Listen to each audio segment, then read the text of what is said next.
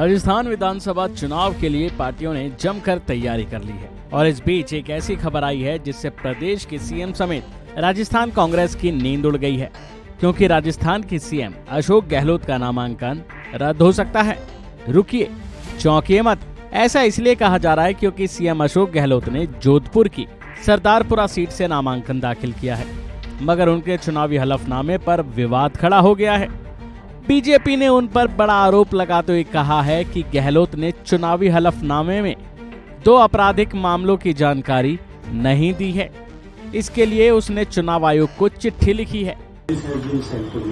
But still I have come to know through the reliable sources that these cases are pending against me. So I am mentioning. So I am mentioning. जो cases registered जो उन्होंने mention किया उसके बारे में ये लिखा है। जब से ये मामला सामने आया है तब से राजनीति में अलग तूफान मच गया है।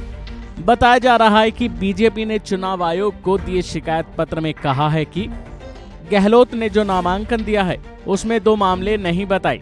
गहलोत के खिलाफ धोखाधड़ी और फर्जीवाड़े सहित आपराधिक मामले दर्ज हैं, लेकिन नामांकन पत्र के साथ पेश शपथ पत्र में इन्हें छिपाया गया है। आइए अब इन अपराधों के बारे में भी जान लेते हैं। उनके खिलाफ दर्ज पहला मुकदमा जमीन घोटाले से संबंधित है, जबकि दूसरा मुकदमा दुष्कर्म से संबंधित है।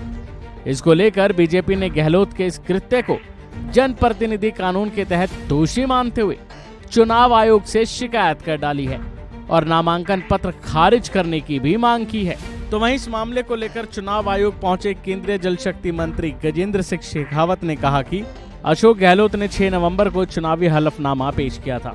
इसमें सभी लंबित आपराधिक प्रकरणों का विस्तृत ब्यौरा देना जरूरी था, लेकिन अशोक गहलोत ने ऐसा नहीं किया। उन्होंने जानबूझकर आधी अधूरी जानकारी विवरण में दी।